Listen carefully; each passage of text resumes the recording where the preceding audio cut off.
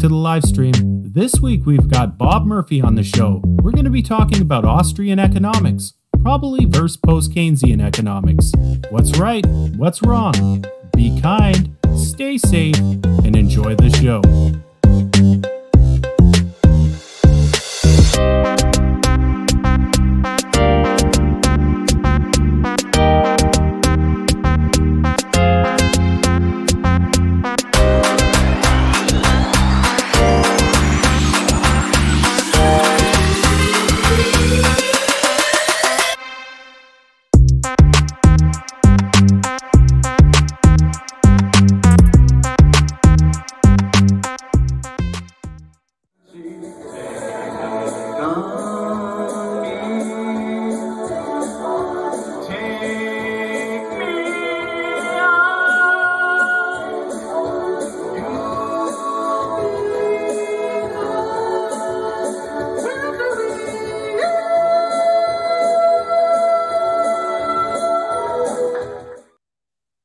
That was Bob Murphy. We've got him on the show today. Welcome back. It is September 30th, 2023.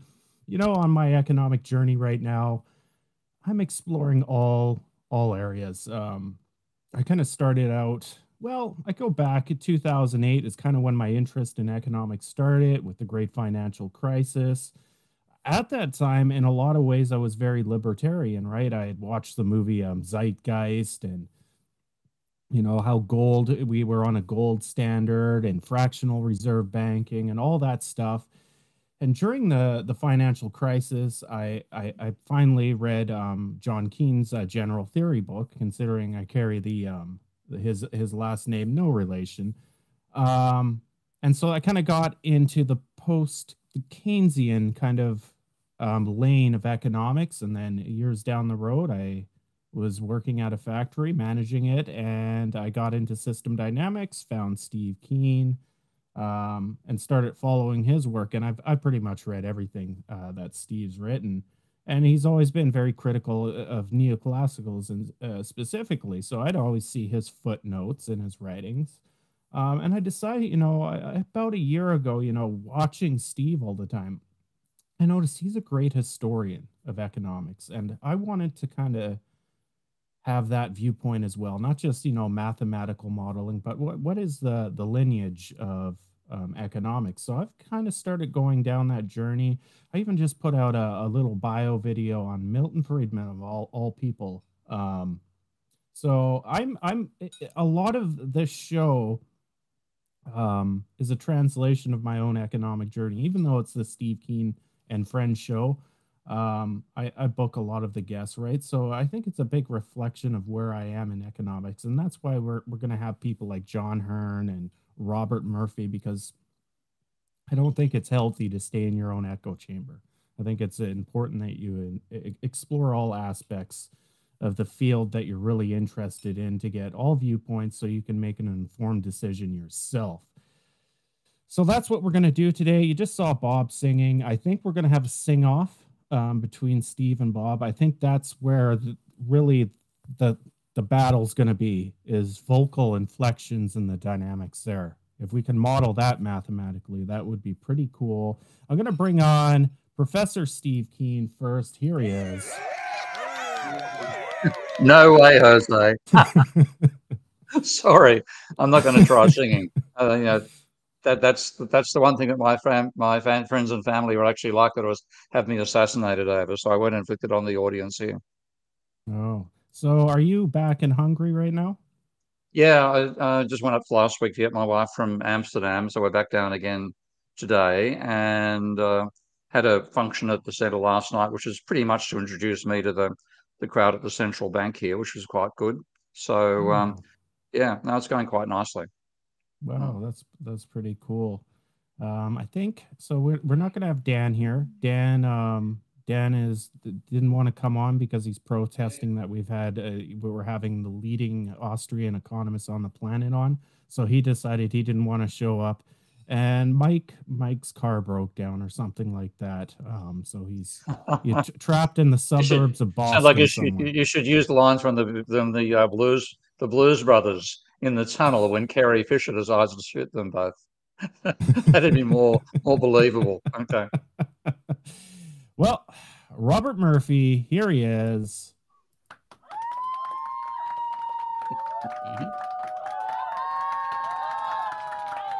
Welcome in. Robert, how you doing, buddy? Now, hey, can we call you Bob or Robert? What do you prefer? I'd prefer Bob. Bob, Okay. Bob. I like Bob better too. It's more personal. So you're on the Steve and Friends show. Clearly more on the Keynesian side of things. Let me actually adjust this for you. Okay, there you go. Make me big here. Take Bob Murphy. You can find Bob Murphy on X.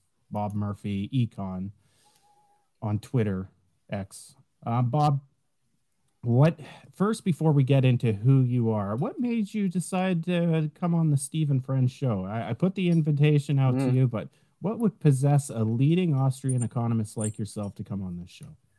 Oh, well, I'm a big fan of, and thanks for having me, guys. I'm a big fan of dialogue among people that, for me, as long as the person, it's fine if I totally disagree with them and I think even their recommendations are horrible in terms of policy.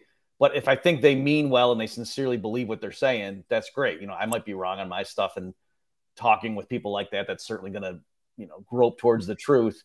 So, yeah, I've liked, and I heard Steve on like Lex Friedman and other things before, so I know he's, an intellectually honest guy. So I'm happy to, when I follow people, on socials and whatever, read blogs and things, I don't read people I already agree with. I typically go read people that I think are smart, and also if I can't anticipate what their take's going to be on something. Like if I already know what a guy's going to write before I read it, then there's no point in me reading it. But so people like that, and obviously Steve Keen is someone like that. I don't know what his take's going to be on something, and usually, okay. So that's why I thought this would be a great opportunity. So I'm happy to do it.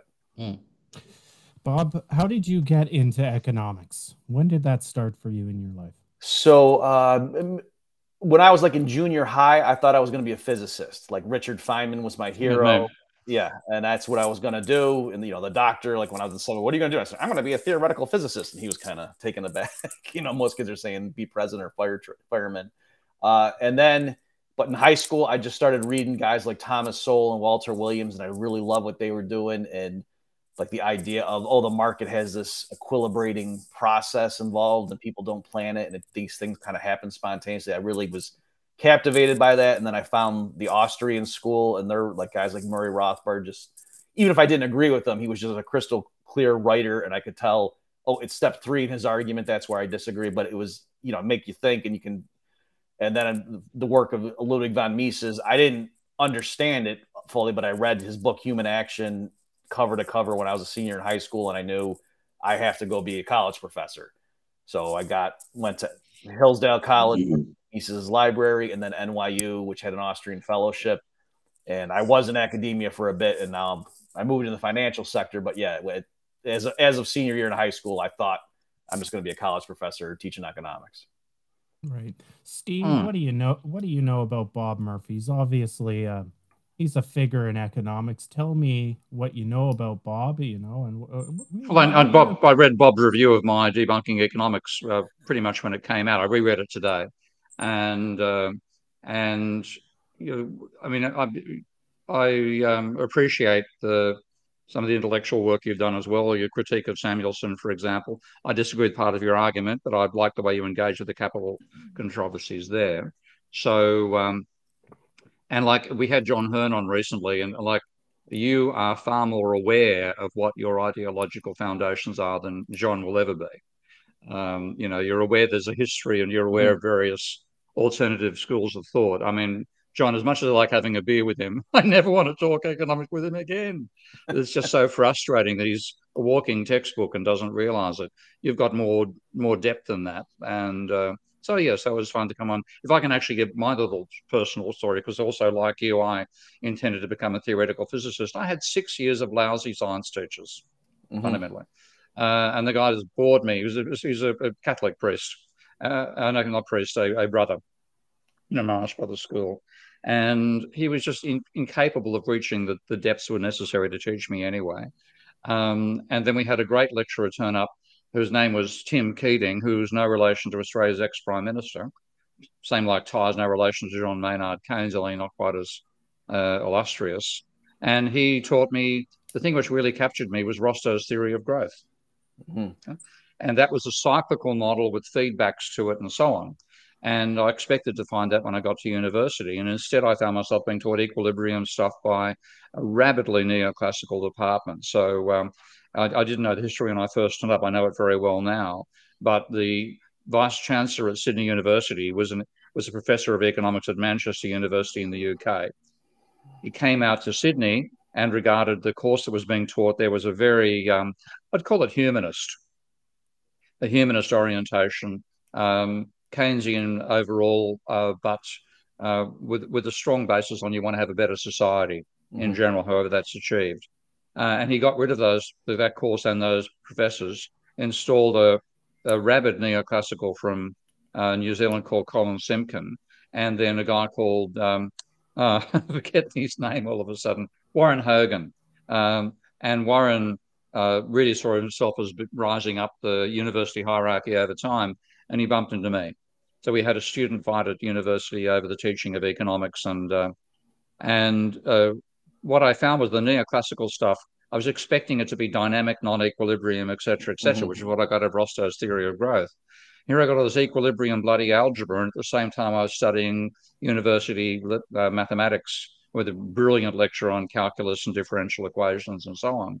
And I thought how primitive economics was, and that's what really was me breaking away from the neoclassicals, and then going in the direction ultimately of post-Keynesian and what is fundamentally system dynamics. And when I look back on it, Rostow's theory of growth was the sort of dynamic, non-equilibrium system dynamics perspective that I expected to get at university and did not get. Yeah, it dovetails. When I was at NYU getting my PhD, like they had said, oh, it used to be back in the day, there was like a 2 sequence of history of economic thought. Then they made it 1, then it was optional. And then when I took it, Israel Kirzner taught the course. I caught him right before he retired, and it was a master's level class. And I just took it like I'm here. Israel Kirzner's still teaching. I got to take something from him. Yeah, but it was other people were asking me like, why are you wasting your time?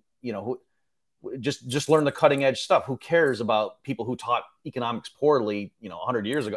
Just the mentality. It shocked me that like the students didn't like some of the best professors there. They knew the history because on their own they were older, so that had been a requirement. But the people getting PhDs in my cohort, they didn't know the history of where the stuff came from. They didn't, Cambridge controversy. They didn't bother go reading that. Yeah, and they have no idea of their own history too. This is what I find quite remarkable. Like just like you, I got into the history of economic thought, and to give my initial foundation there, we had a brilliant lecturer at Sydney University called Ted Wheelwright, known as Red Ted, by the way. And Wheelwright, he's also called a Mercedes-Benz socialist because the reason he drove a Mercedes-Benz was he was 2 meters tall, and the Mercedes-Benz made the only car it could get in without having to duck his head while he was driving the car. Wonderful. I think he was a Yorkshireman, brilliant humor. And he took us through on a 27 lecture, 1 hour lecture a week course. He took us from fundamentally the physicocrats through to Keynes. So that was my perspective. And the thing which broke me away from the mainstream, we'll have a bit of a chat about you and the Austrian thing as well as we go forward. But I was very much rabidly neoclassical, even though I was critical of the mathematics. And then a lecturer exposed me to the theory of the second best, which I'm assuming you're familiar with. Mm-hmm. Okay. And that, of course, showed that if you were 2 steps from the neoclassical nirvana, so you had like a wage market with both unions and organized employers, then if you abolish one or the other, you would make social welfare worse. And I thought, what the hell's going on here? Well, I had what I thought was a watertight case in favor of the free market, just individual workers bargaining with individual employers. And suddenly you show me that if you start from the real world, which we know there are both unions and employer groups, and you remove one of them and you make it worse, there's something wrong with this theory. So I went down to the library because there's nothing about that in my textbook. And I thought I better start. I don't trust the textbook anymore. That was the instant reaction. Mm-hmm. So I better start reading the journals. And as it happens, we were using Samuelson's textbook. And I saw an article by Samuelson in the 1966 edition of the Economic journal, and that was a summing up, which was his reaction to the Cambridge controversies. Right. Which also didn't turn up in his own textbook, of course. So, I began to think, well, you've got to know your history, otherwise you're going to be conned. And that's what I see with neoclassical. They have no bloody idea of their own history. They don't realize the extent to which they're conning not just themselves, but the rest of the world. Yeah, on that point, as I'm sure Ty knows, and maybe you, that I'm not a fan of Paul Krugman, and that was one of the things that really bothered me is when Piketty's book, got big, and then people resuscitated, rekindled interest in the Capitol controversy, and Krugman just told his readers flat out, "Don't bother going. There's nothing there. The neoclassicals won." It was like, no, Samuelson, God Almighty, he threw in the towel. Like he officially admitted. Absolutely. So, you can say, well, empirically, it's not a big, you can argue it's not relevant empirically. I disagree, but okay. But to just say, no, they were wrong. Like if you go read it. It shows how little they know their own bloody history. And that's what really pisses me off. They lecture guys like you and me. Like we're opposite sides of the supposed political spectrum here, but you and I both know the history much better than the mainstream. And they lecture us and they're telling us that, black is white. Yeah. Well, screw you guys. Read some history and you realize we know what we're talking about and you do not. Also, I'd say, too, when I was at Hillsdale as a professor, I went there undergrad and then went back to teach. And they still had a history of economic thought requirement for majors. And so that was what I was doing there. And even the textbook I was using, I had to go to the source material and have the kids read that because even the best text I could find, when it would summarize what somebody said in 1850, it's like, no, that's not what the guy said. That's the opposite. Yeah. And so it's tough. Like people who are trained in modern techniques, they can't help but see the world that way. And it's like, no, the people in 1800 weren't thinking with your modern model. That's not how they were looking at it. So. Well, I was lucky in a weird sort of way. This is a lot of fun talking about where we both came from, by the way. So, Ty, interrupt when you feel like it, but we're having a good time here. I started at the University of New South Wales in 1984 as a student, doing a master's degree. And then in 1987, I became on staff. And there was just this ritual would happen where a staff member would resign 1 week before lectures started because if they left it that long, they got their holiday pay. So they'd say, oh, can somebody take this? It's Keen, can you do this course? And so I do this, and I never got to start my PhD for years because of that. But one thing I got asked to take over was a course on Marxian economics. And I was already a critic and a fan of Marx at this stage. And then when I got to the University of Western Sydney sometime later, they just that was a very heterodox department, very post-Keynesian institutional department, and the guy had just designed a course had a course on history of economic thought approved, but he hadn't yet started teaching it. So I got that course, and exactly the same attitude you had. I read some of the texts and thought, like Mark Laud, for example, let's say that's not what Schumpeter said. Right. That's not what Marx argued. Yeah. That's not what So I said, all I can do is I'm going to give students original readings. So I put together a 3-volume set of what I call OREF, Original Readings in Economics and Finance. And had the students reading through that over I think about a 18 lecture series. And that's always been my foundation. If you don't know your history, you don't know your economics. And that wipes out 90% of neoclassicals. Yeah. And their attitude, is, well, this is the cutting edge stuff. Why would we learn? And anyway, it's interesting too. Why would you go into economics if that didn't interest you? Well, that surprises me too, but. Yeah, I mean, what they do, they build mistake upon mistake. This is if you don't know your history, you don't know the previous fumble that you're extending the fumble forward, and it becomes I think a dog's breakfast is a lot more attractive than neoclassical economics. So I forgot to do the list, Steve, at the beginning of the show. Okay. It's gonna be your turn first because Mike and Dan aren't here. Bob, I'm going to make you do this in the second hour. We try to pay homage to our viewers each week because they make this show. So we've got the top chatters, top commenters from last week. Steve, go ahead. Okay, Tony Wilson, Dreg Eye, Botched Mandela, Jonathan Lumen, Cobb Fan, Ghost on the Half Shell, WWE Fan 0104, Bob Liori, James, Joe Polito, Capricious. That's a new one, I think. Tom Roberts, Jens Rundberg, Paul LeBau, JBay 088, Joe VNR, The Atheist Paladin, Snurt Glutch, Are we getting Dutch pronunciations here? Buster Beagle, the Libertarian, Michael de Souza Cruz, Manoharan, Basniat, William Turner, Warren Ellis, Lana Dell hates the clock. Hi, Lana. Kebab. This sounds like somebody from The Who. The Minstrel 55, Political Economy 101, Lost Adult. That sounds like me. I don't know, a lost old man. Woolly Pulpit 2000, Wayne McMillan, Apple Scab, and Leighton Watkins. Good job. I think, Steve, you really do that well. That's probably the professor educator and you just going through those names. It was nice. I actually put that together. I saw the Libertarian there and I thought, okay, well, that's perfect. I haven't seen that person. If you guys want to end up on that list, make sure you're chatting. I see it's a little bit slow right now. But that's how I kind of derived that list. If you guys actually participate in the chat, I'm going to put you on that list or comment after the show. If you have any questions for either Bob or Steve, put them in there and I'll relay them if I see them to either party. I want to let's go to the elephant in the room. I'll declare I don't classify myself as an MMTer, but I appreciate some of the stock flow, win godly approach they have. Bob, what are your general issues with MMT? Okay, sure. By the way, this is probably the best time to. I thought all along that your handle on Twitter was just a complete. I thought you were saying "Thank you, Keynes." That's what I thought. So now to realize it's Tyrone, like I'm kind of blown away.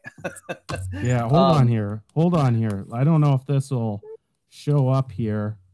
Cover up my my address and stuff. That is it, me right there. Okay.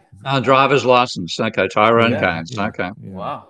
So you had your name legally changed, such was your admiration for the general theory. After 2008, reading that book, I thought, oh, what's your father's name? Bob Robert. So not Murphy. So that's Keynes, Robert Keynes. Yeah. We're saying Robert Keynes. Okay. Right. Yeah. Next time, bring it. If you want to really verify and get past Bob's little comment there, you've got to show your father's driver's license. Right. Yeah. MMT. Okay, sure. So yeah, I'll keep this brief, and then because I know we'll probably unpack it. I think the tendency is they will often say things that are true, like in terms of the accounting, whatever, like almost tautologies. But I think it misleads the average person to believe it implies more about the ability of the government to spend a bunch of money and there won't be ill consequences from that. And so it's misleading, whether it's intentionally or not. I guess that's my main gripe with the way MMTers are interacting with the public. I'll put it that way. Okay. That was pretty straightforward. I mean, do you want me to elaborate or stop there? No, you've got the thing which is most intriguing to myself and Ty is that we take the accounting approach to justifying MMT's logic. So you're saying you're pretty much okay with the accounting perspective? Well, okay. So for example, I'll do a quick one.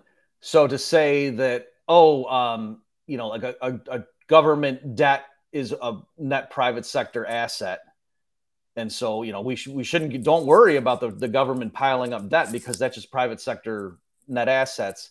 So I understand the accounting by which, that's a true statement, but I think though it's misleading because I would say, okay, but it's a weird asset where if like the guy down the street owes me $1,000 and one of the ways he's going to pay me back is come up and stick a gun in my belly and say, give me $1,000 or else I'm going to throw you in a cage. Oh, here's the $1,000 I owe you. So to me, that's a very strange type of asset. And that's why they're saying that the fact that the strength of the currency is the government can impose a taxation obligation. Right. That the way the government's going to service its debt is, through ultimately the threat of coercion. Whereas like a private company, if I have their bond, they have to go serve their customers and earn a profit to be able to pay me back. So I mean, my perspective on that particular attitude to why money has significance and the state creation of money has significance, I find less appealing than simply saying we have a agreed non-commodity basis for settling debts, whether they're private or public, and that's what money does. And the fundamental creation of money, if you go right back to the Sumerian civilization and so on, it was basically a way of formalizing the system of interpersonal obligations we had in pre-industrial and pre-agricultural society. And so the fact that it's money, I think money, even if the state didn't tax, and I'm actually a critic of income tax for all sorts of reasons, as a way of government taking money out of circulation, which is the MMT perspective and why they do tax. But I think the fundamental thing that money does is enable exchanges to occur. And you can have two ways of creating money. There's private banks can create it by, I must ask you about what you think about the argument about banks creating money, by the way, because that's another point of contention with neoclassicals. So you're okay about the concept that banks create money by lending? Well, I guess I'll say some statements and you can. So I certainly the way the current system works, I agree that, yeah, if a bank wants to make a loan to somebody that raises M1, and if you say M1's part of the money stock, then yes, the bank created money. I don't like that system necessarily, but I agree that's how it is right now, if that's what you're asking. Well, that's the thing. I mean, what I find looking at a lot of Austrian economists is they're saying, well, like everything about capitalism, except the banks can create money. And we think that bank money should actually be a commodity. Now, is that a reasonable caricature or an unreasonable caricature of an Austrian position? So it's ironic. That's actually the leading argument within card-carrying Austrian circles, is that we would call it the debate over fractional reserve banking. So see, this is why I'm actually glad to have you on, because you as a particular Austrian, but also on our show, because what that implies to me is they say, well, like the free market for everything except money. Because when you look at how banks actually operate, this is why the accounting is so important to myself and Ty. The banks create money because of double entry bookkeeping. They have an asset which they can increase. If they can find a willing borrower, then they increase their asset by creating the loan, and they must increase their liability by the same amount. And that's just the basic nature of double entry bookkeeping. And that therefore means that if you have a monetary system, with leaving the government out of it completely, it's going to be one in which the private banks can create money. And that will not be based on a commodity. And what I say, a lot of Austrians say, oh, we'd be better if we had capitalism based on commodity money. And I think, sorry, guys, let's just describe the real world first of all before you talk about a way of improving it that I think fundamentally could end up making it dysfunctional. Okay, so yeah, so they're the one group. So they're called free bankers. That's the term they go by. So yeah, they are endorse what you're saying, and they think, a lot of them though do favor ultimate commodity money. Like this is before Bitcoin, but like as of 1990, a wing of the Austrian school wanted gold. Like they said, if there was no government intervention in money and banking, the market still would have thought gold and silver would be the ultimate base money. And then banks would be able to issue notes that were, airtight claims on that, and that would circulate as money in the broader sense. Or sometimes they would call, they call it outside money versus inside money. But then some, especially like the tradition of Murray Rothbard, they wanted 100% reserves, but it wasn't that they would so much wanted the government to enforce it, as they said, oh, it's because of FDIC and implicit promises that the Fed's going to bail out the banks if they get caught with their pants down and stuff. So they're saying the reason reserve ratios aren't 85% or higher is because the system is there to help the banks. And then if there was a genuine free market, then reserve ratios in the real world would be a lot higher. So that's the argument.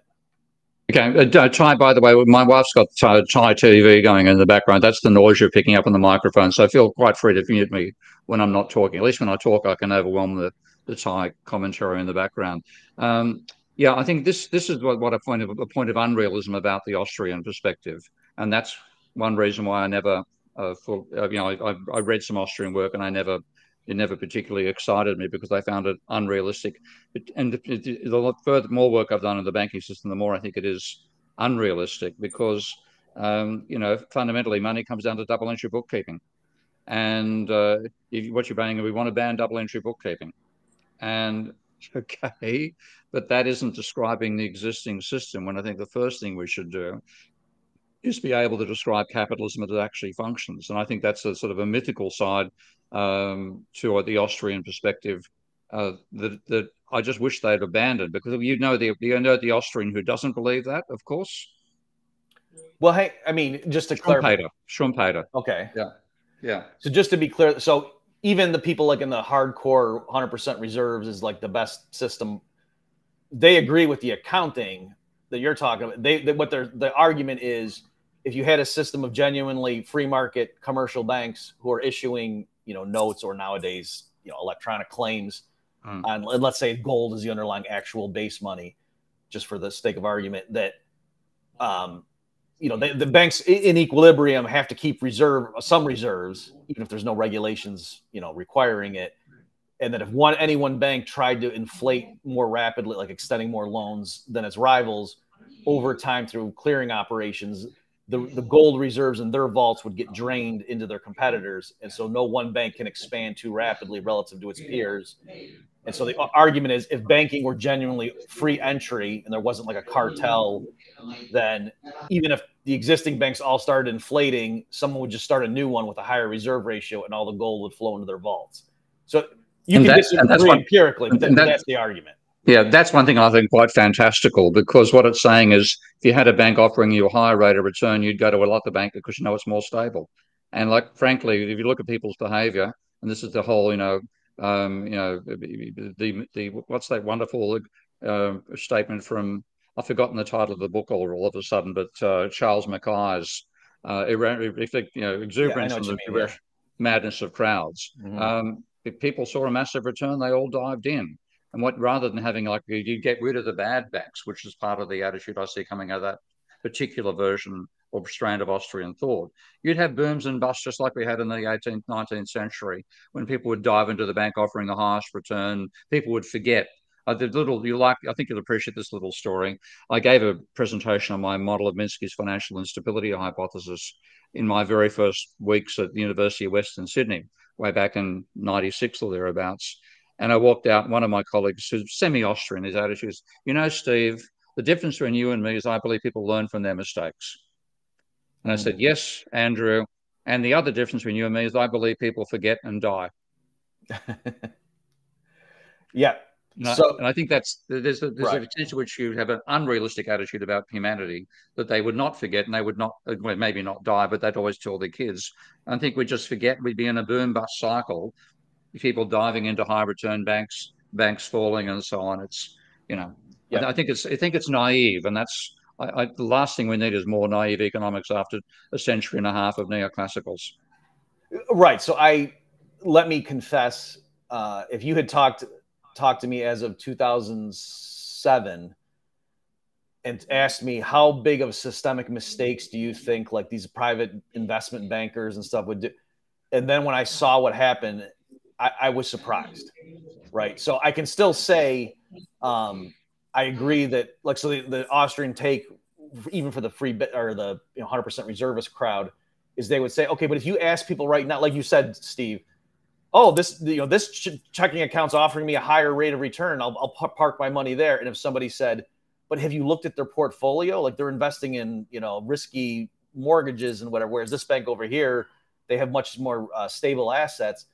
But right now, people say, well, there's FDIC. I don't care what, I look at what's the checking fees they charge me. I don't care what the bank puts its money in, because the government guarantees it all. So the argument, no, I agree that there were booms and busts even before the 1930s when, that was introduced in the US. But again, that's the idea that competition can't possibly work, or like with the recent housing bubble and boom, if the people that were risky and didn't pay attention to obvious things got bailed out, well, then that kind of neuters the market's ability to punish people. But you're right. When I was younger, I wouldn't have thought it true, but now I've seen it with my own eyes that it is true. People on Wall Street, if they haven't lived through a crash, they just can't believe it's coming until they live through it, and then they're wiser until the next generation, watch out, this is getting into a bubble, and they don't believe it because they haven't lived through it. So now I've seen it with my own eyes, but yeah. I got everybody muted here. Sorry, Steve, I muted you because you had that Thai episode so interesting. I'm guessing it's a soap opera. Let's kind of shifts in. Something that I'm interested in is the Austrian theory of the business cycle. Tell me, educate me a little bit on it and the viewers. How does that work? What is the theory behind it? Elaborate. Okay. Can I ask, are you guys hearing that lawnmower or not? I cannot hear. Okay. So I don't need to close the window. Yeah, because I'm hearing it. It's coming through. Okay.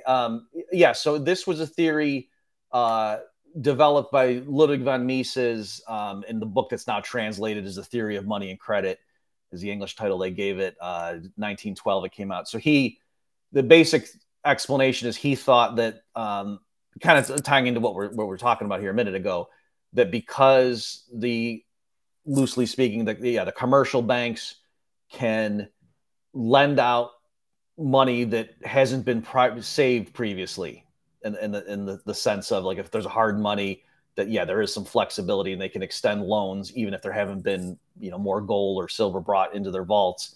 That is like a loose joint, and so there's a sense in which the market rate of interest gets pushed below what he was calling the natural rate, borrowing on a concept from Excel. And so, like, if the natural rate is supposed to be the one that kind of equilibrates genuine saving with investment, and then the actual market rate of interest gets pushed below because of this credit expansion, then that interest rate is wrong. It's too low. It's artificially low. It's giving a wrong signal. And then entrepreneurs start longer processes than there are available physical capital goods to carry to completion. And so it's a boom period. Everybody seems like it's prosperous. Businesses are bidding workers away from each other. Wages are rising. Everybody feels great, but it's built on quicksand. It's unsustainable physically. And then at some point, the banks chicken out. They tighten credit, and then it turns, and there's a big crash. And workers have to get laid off because all those lines are unsustainable. Like, the economy has to regroup, as it were, and then channel workers and other resources to more sustainable roles. And in that intervening period, everybody realizes we're not as wealthy as we thought we were a year ago. And so it's very painful, and that's the bust. But in the Austrian view, that's the necessary correction to the false euphoria of the boom. Steve, your thoughts on the business cycle? I'll just ask, is that seen as an overall creative process, though, Bob? Or is it just like something which would be better if that cycle didn't happen? I think saying it would be if there wasn't credit expansion and there was just genuine, they would be better if that cycle didn't happen, that you would still get entrepreneurship and innovation, but the market, if the interest rate was always the correct price, that would just be better for everybody. It would do its job better to coordinate information. Okay. Now I'm going to ask you a history of economic thought question. Have you read Schumpeter's Theory of Economic Development? I've read parts of it, but no, I have not read the thing cover to cover. Okay, I would highly recommend you read that, because what you'll find in Schumpeter, in that, like, I've got to confess, I first read Schumpeter way back in 1972 or 3, I think. I said this is by Ted Wheelwright. He said an essay where you had to take a book and write a critique of it, which was a fabulous essay. And I chose Capitalism, Socialism, Democracy by Joseph Schumpeter, and I was bored shitless. I thought it was a waste of space, and I was very critical of the book itself, and I ended up regarding it as being just his way of making some retirement income because it was a popular book. And he actually literally talked the same sort of Keynes about the effect of the euthanasia of the rentier, and I thought it was never going to happen, just silly stuff like that.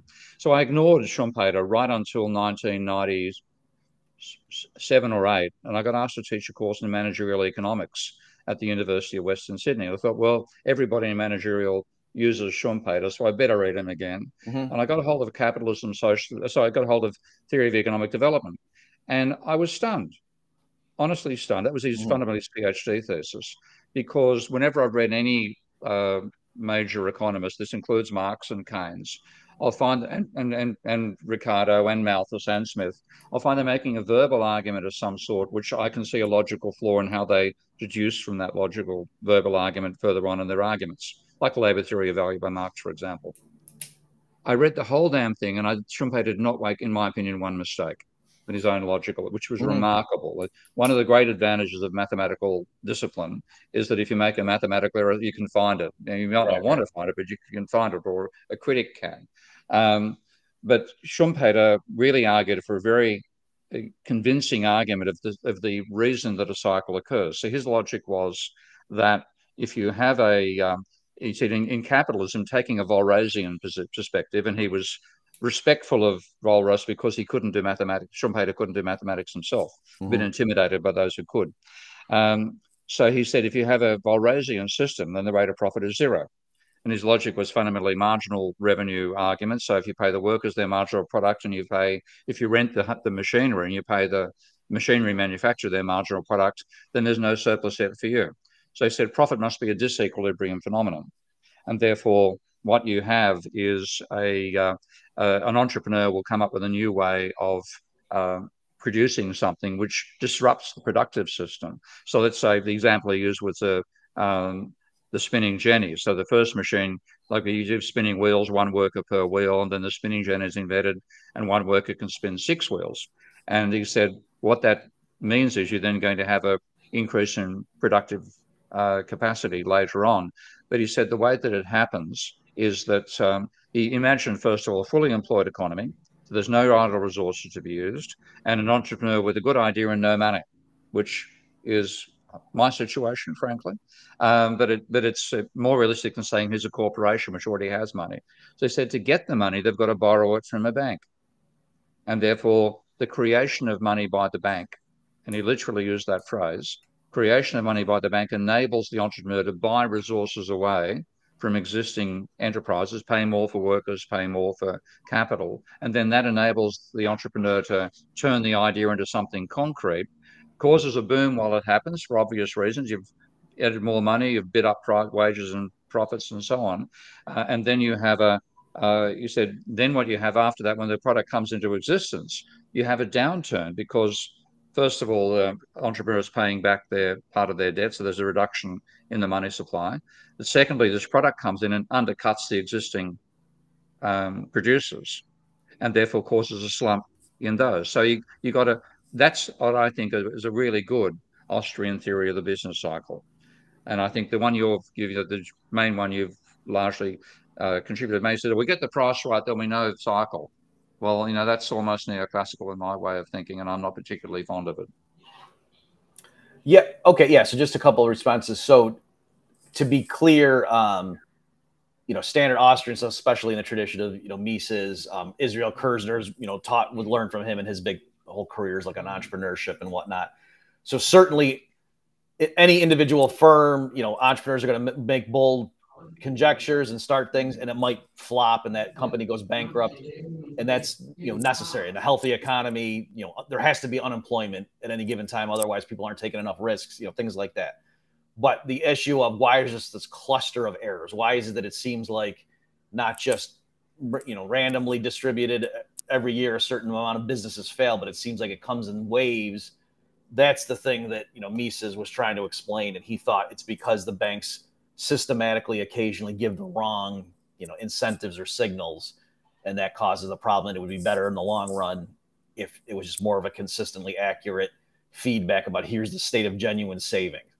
So, well, and in fact, Schumpeter has an explanation for that. So I really am saying, for your own pleasure, to thoroughly enjoy it, trust me, you would read Theory of Economic Development, because what he argues is that, again, he says the reason you get clusters is because the first entrepreneur who succeeds at something then leads to other entrepreneurs thinking they'll go into the same bandwagon. So if you look at the growth, I mean, the classic example in our recent history, I think, is, in a genuine sense, is the development of the internet in the 1990s and the building out of the optical fiber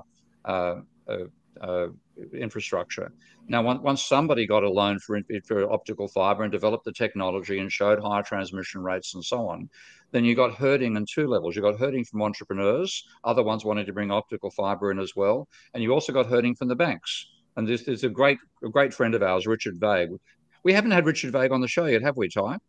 We must have him on. Richard was a banker, and very successful one in Texas, and said he saw herding in terms of loans by Texan banks to oil rig during the 79 oil price boom. So you get herding on both sides. And so that's the explanation for it. So it's not a case of get the price right. You'll still get the herding occurring because one entrepreneur's success makes it easier for others to get success, and one banker's success in financing it mean other bankers go and finance the same. The cycles will still occur. Okay, the interest rates are not going to work in regulating that rate of investment.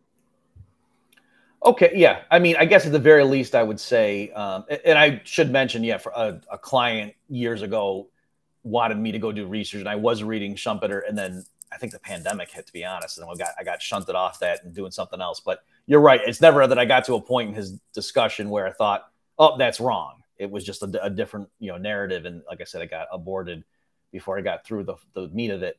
But yeah. So, and this is kind of going back to what I was saying 10 minutes ago. If you had talked to the 2007 version of me, I would have been more, no, as long as, the prices are correct, and now I am more open to like fads and herding.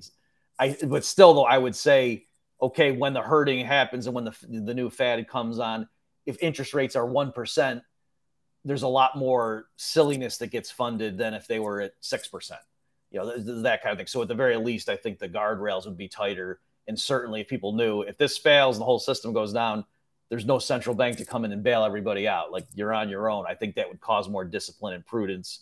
But yes, obviously there's still mob psychology within those constraints. Discipline and prudence are not two words I'd use to describe the American culture. Okay. And I think that's the problem. There's an extent to which there's an idealized version of the human in the Austrian perspective of how things would work if you didn't have government behavior. And that's what I see as being naive again. I mean, herding has been something which has been part of humanity's behavior for its history.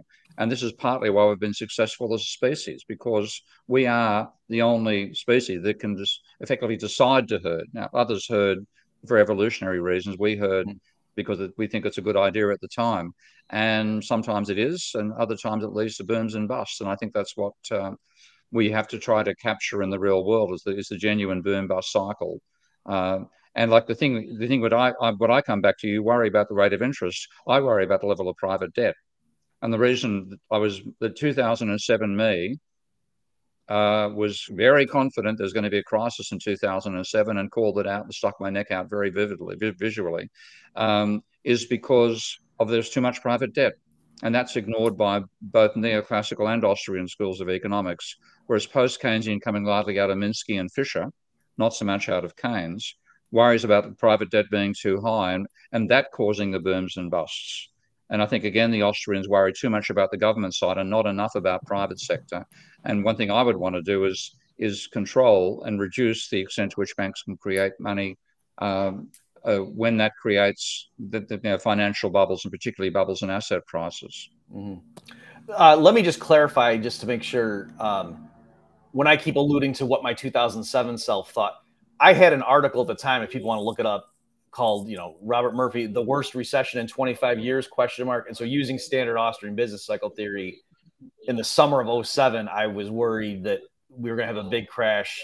And the last time that the interest rates were this artificially low was the late 70s. And hence, I thought the next recession is going to be as bad as the early 80s. And so it wasn't that I thought everything was rosy, but I'm just saying, after the crash, the more research I did and talking to people like that were pricing the mortgage-backed securities and things and talking and just saying, why were you giving them AAA? And just hearing what the real reasons were. Like, I don't know, there were these quants down the hall and they all had PhDs in physics and they told us, so we were selling that stuff and, realizing like, wow, that wasn't very good quality control. But I'm just saying, so I knew the system was in a bad spot, but just how reckless the individuals were, which I didn't realize till after the fact, that surprised me. Bob, can you send that article you did in the private chat, and that way I can post it in the main chat. Everybody, good thing I wasn't bluffing. I didn't. Yeah, I can't seem to find it. I don't want to take away from my conversation. I want to listen to what Steve's saying. I'll send that to you later. Everybody watching on X, make sure you hit the like button, repost, formerly known as Twitter, whatever name you choose to refer to that social media site as now. And then come over here, join the chat on YouTube at the Prof. Steve Keen YouTube channel. Hit the like button here, comment, have some fun. Now, I didn't want this to turn into a debate, but I did go to Chat GPT, and I asked I asked it, give me challenging debate questions, or give me debate questions that challenge Austrian economics, and I said 5. And I also put in, give me debate questions challenging Keynesian economics. So this is how I derived these questions, because for one, I wanted Bob to feel like this was unbiased. So yeah, I'm under Steve Keen. I follow him. You know, he's done a lot for me. That's obvious. But I wanted to have questions that weren't biased to one or the other.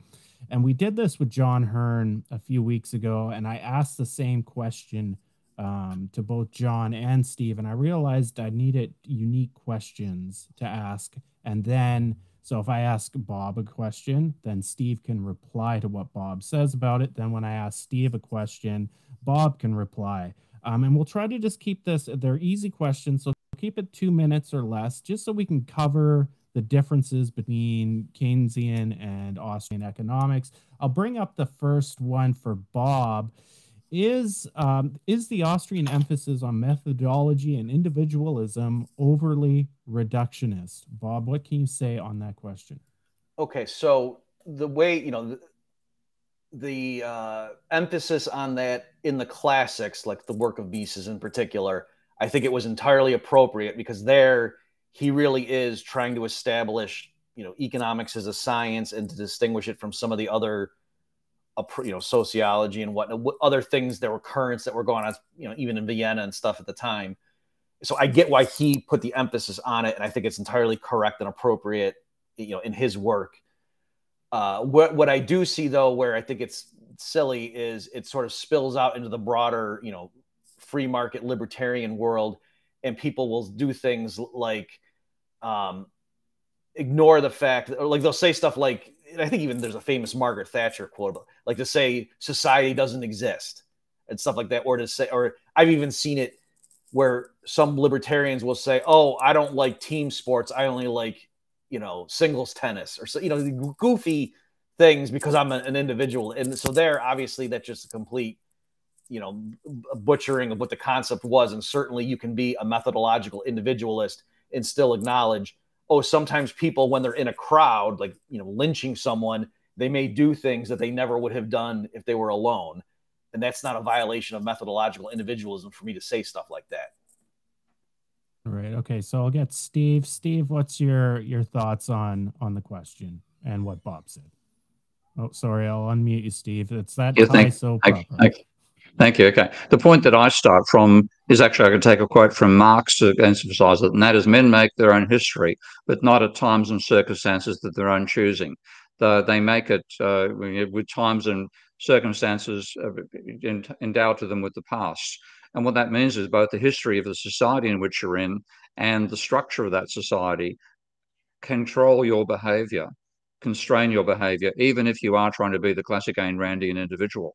So I think what we've had is an excessive focus, and this is from both Austrians and neoclassicals, on methodological individualism. You'll know, Bob, I'm sure, that you can find a strong quote in favor of methodological individualism from somewhere we both knock, one Paul Krugman. He gave a talk to evolutionary biologists and basically made the proposition that methodological individualism is of the essence. Well, I think that's what's actually misled the neoclassicals completely, because they starting from a subjective definition of the theory of value, they found it impossible to aggregate, and therefore there are things like a supply curve and so on. They can derive one for an individual quite easily, but they cannot derive one for the market. So the methodological individualism is what led them to make all sorts of bizarre, stupid assumptions about the real world, which is why economics is in this incredibly bad state that it is now. So I think we need less emphasis upon the individual and more emphasis upon understanding the structure of the economy you're in, and then how that structure constrains and shapes behavior. All right, we're just going to keep rolling just to try to cover all the things we can cover. This one is a Keynesian question for you, and then Bob can reply. Does Keynesian economics rely too heavily on government intervention, potentially leading to fiscal irresponsibility and excessive public debt? Your thoughts, Steve? Okay. First thing I'd actually say, there's a sense to which I agree with that statement, because if you take a look at one of the impacts of the growth in the government sector after the Second World War and after the Great Depression, if you go back to the early 1900s and the late 1800s, you can find periods where the level of government spending in America was less than 5% of GDP. So in that sense, 19th century America is the closest thing we had to free market capitalism, and only after the First World War, then it fell back to pretty much pre-war levels. Then the Great Depression rose substantially, and then even more in the Second World War. And then after that, we've had government being about 5 times the scale as a percentage of GDP to what it was in the pre-war, pre-1900s period. And what that has meant is that the government's counter-cyclical behaviour, whether it wants to do it or not, has had a dominant impact on the behaviour of the economy compared to the free market world of the 1800s. Now, that's had some good sides to it, because with far less recessions, far less downturns than we had in the 1800s, and far less, the Barings Bank and other crashes like that were a 10 to 15 year occurrence in the 1800s. They're far less frequent in the 1900s. But what it's also allowed is a runaway level of private debt. So a large part of the increase in private debt we've seen is because the government's bailed out the system when it's had too much of a debt bubble. Where in the 1800s, you look at it, and as well as some ridiculous decisions by the government to try to reduce its debt, you also had periods where private sector debt crashed and the aftermath reduced level of private debt, and you could go back to a reasonably financially sensible private sector. But the post-World War II period, what the government has effectively done unconsciously is underwrite an enormous growth in the financial sector. And so they've helped create financial capitalism, one of the main things I object to. And now we will bring on Bob. Bob, this isn't my wheelhouse doing debates here. This is something new. So pardon me for being a bad moderator, but what's your response to what Steve just said? So I certainly agree with that the government / central bank has encouraged like the financialization of the economy. That I agree that I don't think that sector, the financial sector would be as big a share of GDP in a free market. So I agree with that. I would quibble. I guess the one thing he said that I think I definitely disagree with is my understanding it, like Larry White and some co-authors have a paper arguing that the stability, economic stability of the U.S. was higher before the Federal Reserve than after.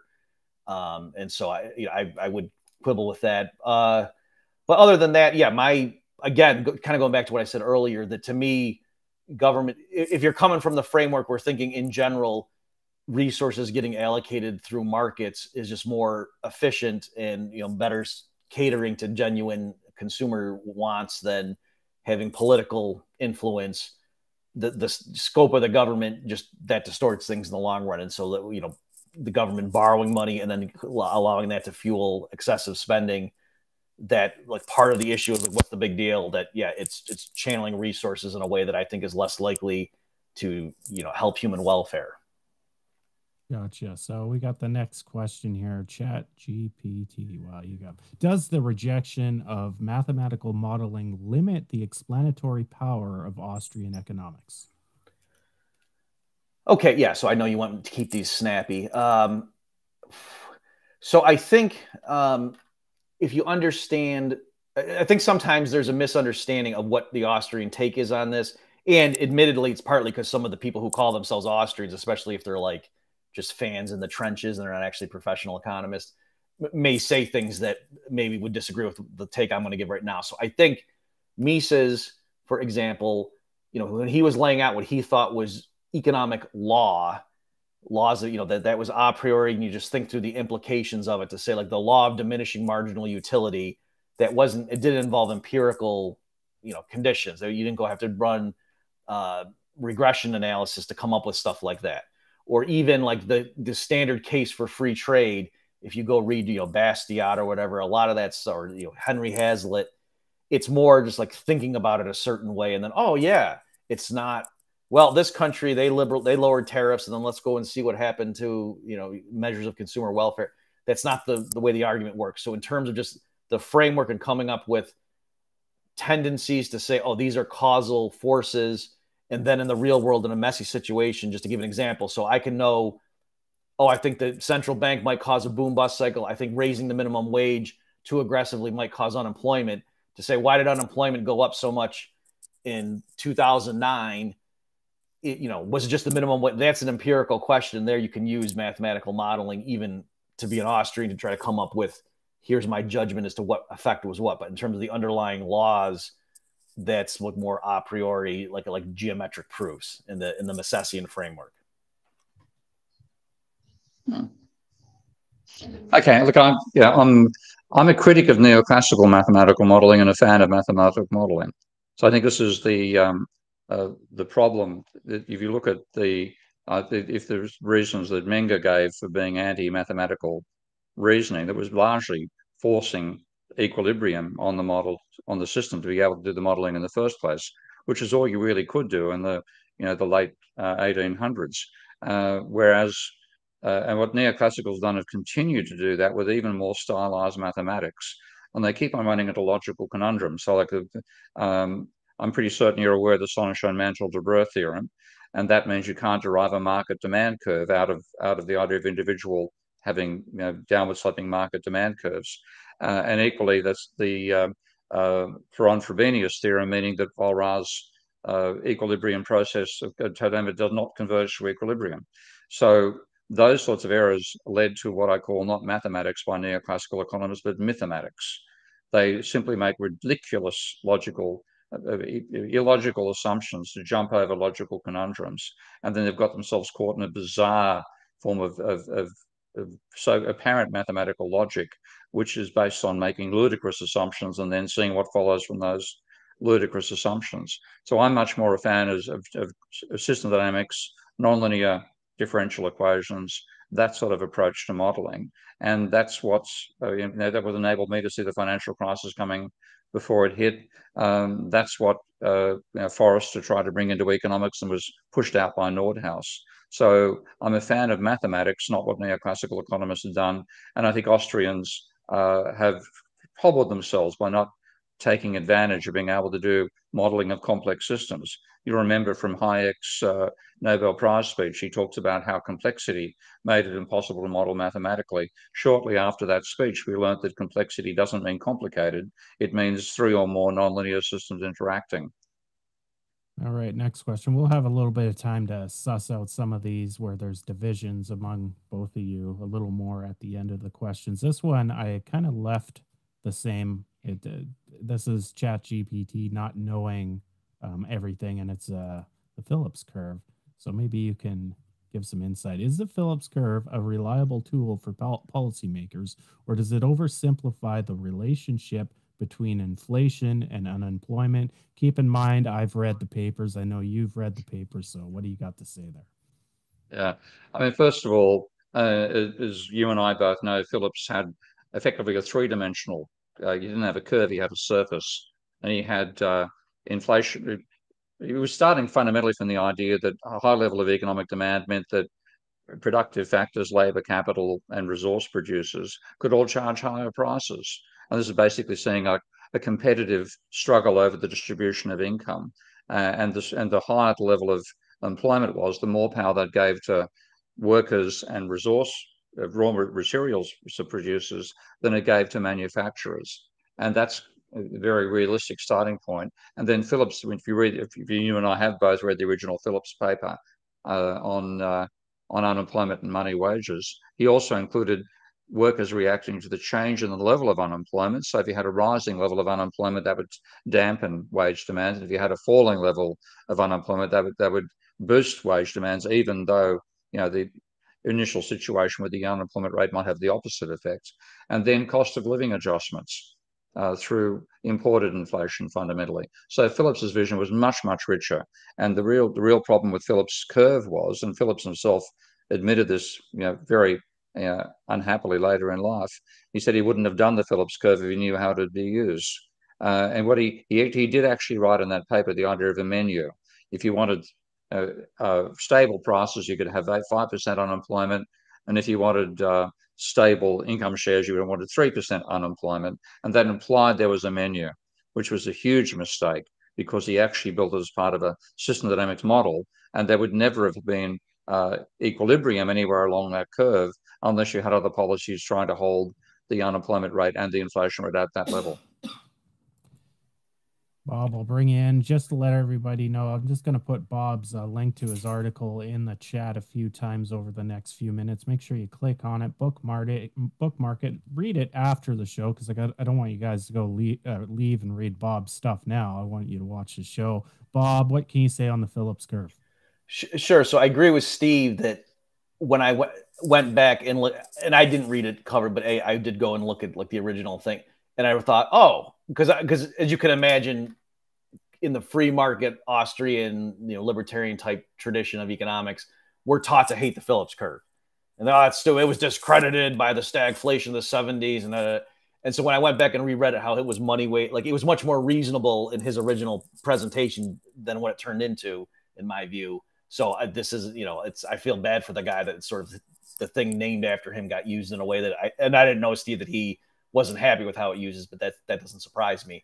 So I guess my quick take, Ty, is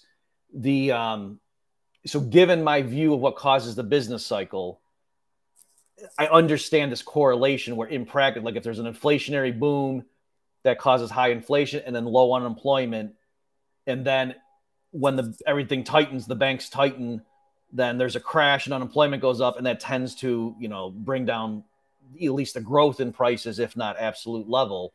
So I could see why there would be this correlation, but that's just because of, it's not a direct causal thing. That in my view, if you just had stable money throughout, then once expectations got calibrated, then there would be no trade-off. And you could have very stable prices or even gently falling prices and low unemployment without these wild swings. And so that all of a sudden it would seem like the curve fell apart. Whereas I would just say it's because that curve was just due to other things causing something that then caused this correlation.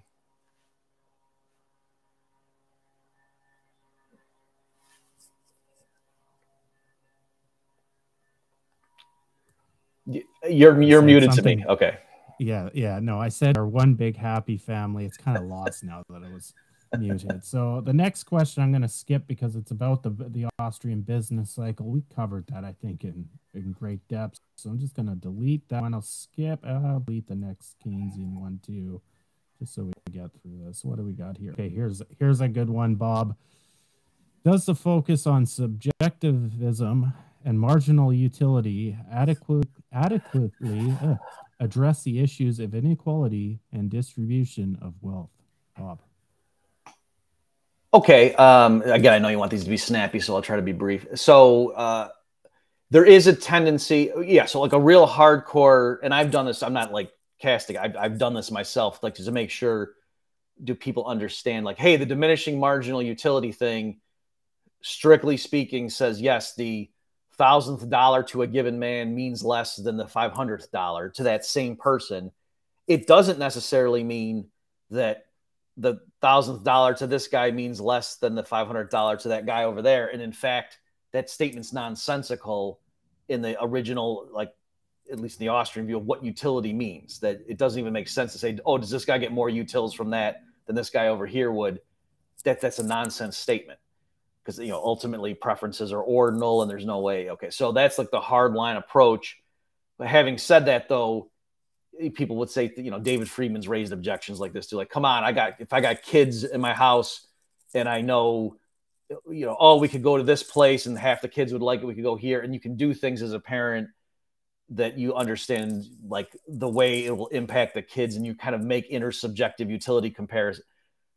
So I get that too. And I guess I would just say, strictly speaking, even though the words might be the same, it's different. Just like the word work in physics means one, like if I'm holding a rock out like this and just holding it there. I'm not doing any work in terms of physics, but like, oh, wow, this is a lot, this is a lot of effort I'm expending and my arm's getting sore. So it's that kind of a thing. Gotcha. Steve, your thoughts, marginal utility, go ahead. First of all, I actually said copying in the private chat a reference I'd like Bob to take a look at on Phillips. He's a far more richer human being than most people realize. A remarkable person. Give you an idea how remarkable he was. He was in a prisoner of war camp in the Japanese during the Second World War, and he broke into the commandant's office and stole components to make a radio so that he could broadcast to the inmates what was actually happening in the war, as opposed to the Japanese propaganda they were being fed. It takes courage and it takes intelligence, and that's something that I would not accuse most neoclassical economists of having. Okay? So well worth knowing. I think that subjectivism is the error in neoclassical economics and Austrian as well. That's why I see them as having a shared erroneous foundation, because what they give you start from a subjective foundation or theory of value, and yet what we actually are living on is a planet which we're exploiting its physical resources and producing physical things as part of it. And we have to understand that physical foundation from which we begin. And the problem with standard post-Keynesian approaches and Keynesian approaches as well is that they refuse to have a theory of value.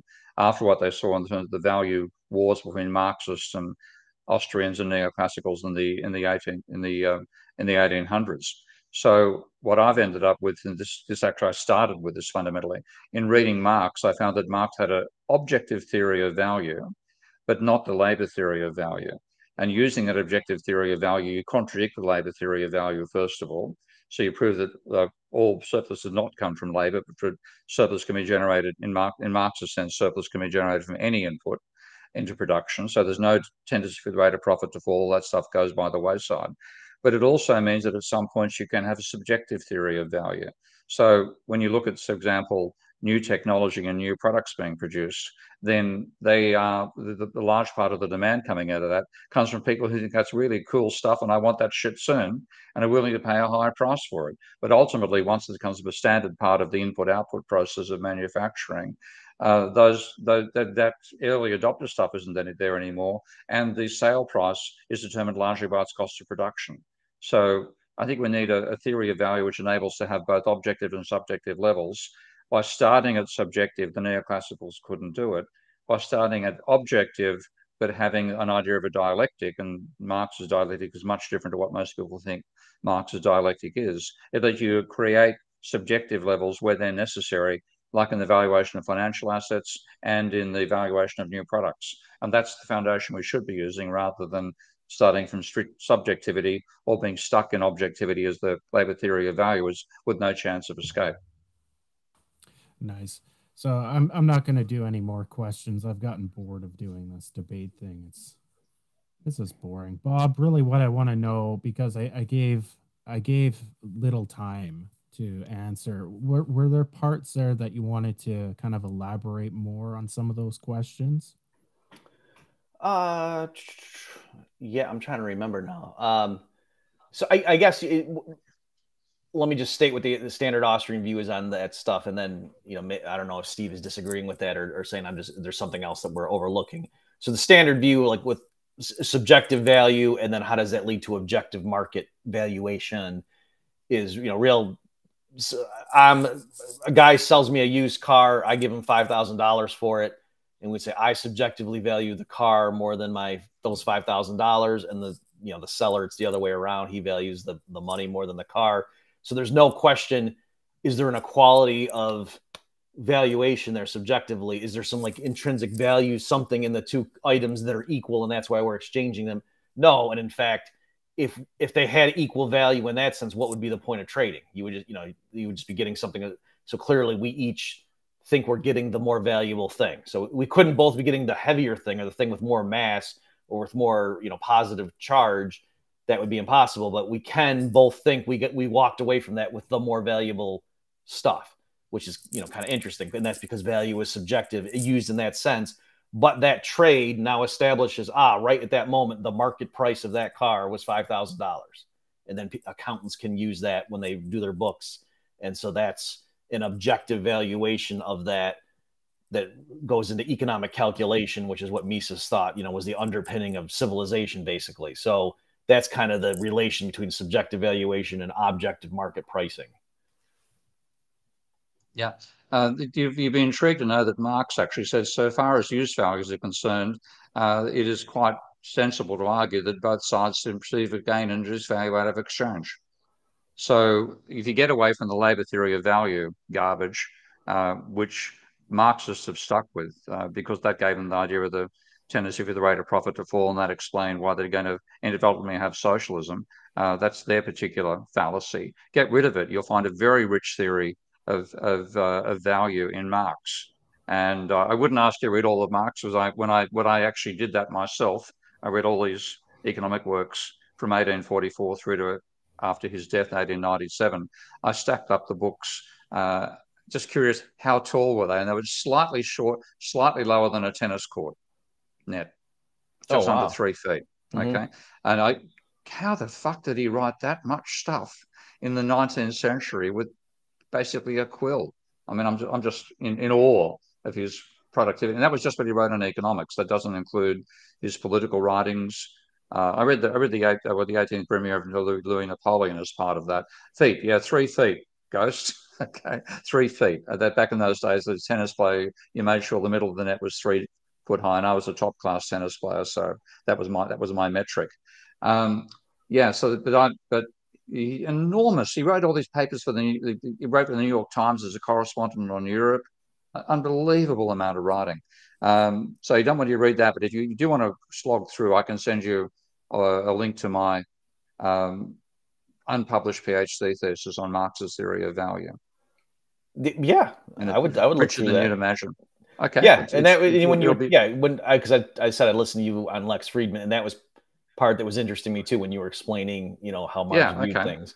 Because all I really know is Mises and von Böhm dismantling him, and so it's probably not a fair thing to read someone who says, "Here's what he believes, and let me knock it down." That's all I really know of Marx. So yeah, von Böhm work was fascinating on that front because he was quite right. The so-called resolution of the transformation problem by Marx in the 3rd volume of Capital was just an arithmetic example where it happened to work, but you put it in general mathematics and that fails. And are you aware of Ian Stevens' work on Marx?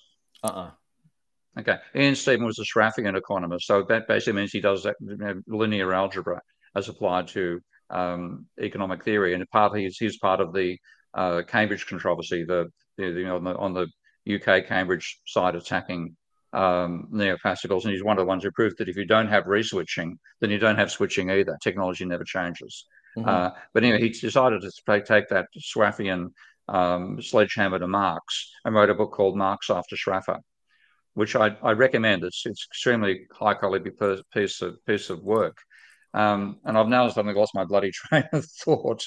But he took a page. He showed von Böhm's point was quite right in using the algebra. That von Böhm's critique of Marx was quite accurate. But that's a critique of the labor theory of value. And what I show in that my thesis is that Marx had the labor theory of value for 13 years. He developed in 1844. And he then, in 1857, when he was writing the Grundrisse, which is the rough draft of Capital, he reread Hegel. And here we're getting to philosophers again. So he had a copy of Hegel's, I think it's for Phenomenology of Right or Philosophy of Right. I haven't read them either, so I'm a bit in the dark here. And he gave a copy to Otto Brau. And then Otto Brau dropped into his flat in Chelsea, a house in Chelsea, returned the copy. So in the middle of reading all the classical economists, Marx rereads Hegel. And it's quite remarkable when you know this history, because when you read the Grundrisse, these rough notes for writing Marx, it's like reading Hunter S. Thompson. If you know the Hunter S. Thompson reference, okay, now he's on cocaine, now he's stoned, you can sort of tell. Well, suddenly Marx's writing changes from Ricardo to dialectical philosophy on a dime. And then in the middle of that, he says, is not use value, because the Marxian, the labor theory value stuff ridicules the role of use value. But Marx then starts to use value and exchange value, says, is not use value a part of value as the opposite of exchange value? Does this have significance in economics? And all this musing, he ended up developing a philosophical approach of his dialectic to explain where value comes from. And that was what was really his transformation. But it ended up contradicting Labor theory of value. And he worked that out very rapidly. And when he got the contradiction, you could see his mind saying, oh, hell, how do I get this back? And he then makes a total logical piece of bullshit. And it says, okay, the ultimate, they said, the opposite of capital cannot be this or that commodity. It must be all commodities. Oh, and the essence of all commodities is labor. Sorry, bullshit warning. Okay. And then that's if you preserve the labor theory of value. And then again, Marx is reading this stuff. There's 10 pages of Capital where he goes through and confuses people to say that a machine can only give the value it's had added to it, which contradicts his philosophical argument.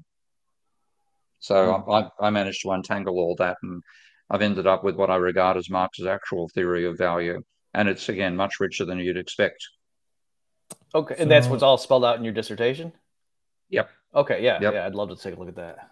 It's coming your way by email. Yeah. All right. Great. Bob, I've got to get you to read the list now, and these are some complicated names. So I hope you've had an hour and 15 minutes to prepare. All right. Yeah, exactly. Just go at it. I have sound effects here, and the way you articulate the sounds coming out of your mouth is going to dictate what sound I press on this little board over here. So here it is: top chatters and commenters from last week, read by Bob Murphy. Wilson, I can't see the thing. Wilson, Dry Eye, Botched Mandela, Jonathan Lumen, Cobb fan, Ghost on the Half Shell, WWE fan 0104, Bob Liore, James, Joe Polito, Capricious, Tom Roberts, Jens Runberg, Paul Lebo, J Bay 088, Jovian R, The Atheist Paladin, Snert Richard, Buster Beagle, The Libertarian, Michael De Sousa Cruz, Mano Heron, Bazniat, William Turner, Warren Ellis, Lana Dell Hates the Clock, Cobb, The Minstrel 55, Political Economy 101, Lost Adult, Bully Pulpit 2000, Wayne McMillan, Applescad, and Leighton Watkins.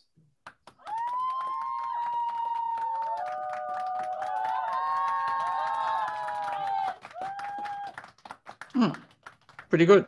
Yep. You did pretty good, Bob. That's up there in the, what have we done? 42 of these shows now. I'd say for guests reading them, that's top 5. You did a good job there. Right. I'll take it. I'll take it. It's a big thing, right? Reading that list. If you ever come back on the show, you actually have to perform. So you did a good job. You've met one of the strict qualifications we have here at Steve and Friends. Bob, I want you to tell me about the Bob Murphy show. I know I've watched a few episodes. I know you've got 2 other podcasts you do, but I just kind of focused on that one because it was your show. Tell me how you started that, and what is the goal of it? Sure. I mean, it's a kind of thing, be the change you want to see in the world. That there were certain podcasts that I liked, and then I just, what is it that I like about them? And I realized it would be good if there was a podcast that had this kind of content. And I said, all right, well, then I'm going to go ahead and do it. So, yeah, it's just a forum for me to interview people that I find interesting. But in practice, it tends to be obviously economics, but also even like pure math. Like we had people arguing about, various sets of infinity and things like this. Of course, Gödel's incompleteness theorem. We cover stuff like that, like popular results just that get used a lot in other fields, and just to say what is the actual result, and just in physics too. That that's one of my, like we talked about earlier. So just interesting conversations.